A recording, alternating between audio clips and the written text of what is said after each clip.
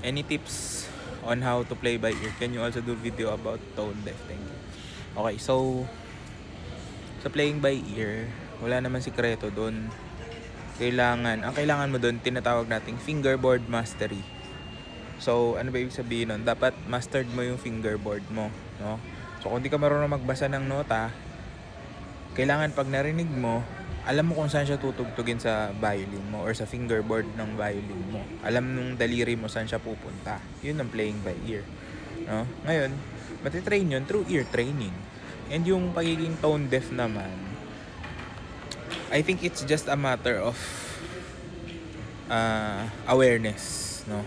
Meron talagang mga kaso sigurong talagang genetically wala silang pang identify ng pitch, pero kasi if you understand how the ear works, merong mga folds kasi dyan, may mga follicles and things na kapag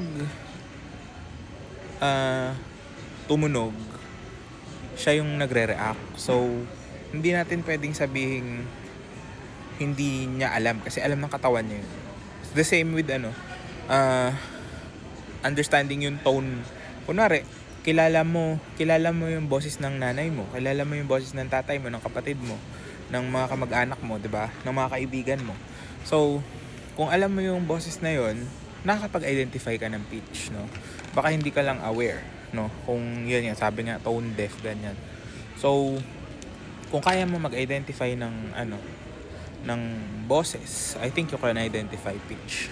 But it needs practice. Kung hindi ka talaga aware sa nangyayari, may mga ear training na pwedeng gawin, o kailangan sanayin mo talaga yung sarili mo. May mga kakilala ko na dahil gustong-gusto nilang maging nasa tono sila, talagang minemorize nila yung tunog ng keyboard, no?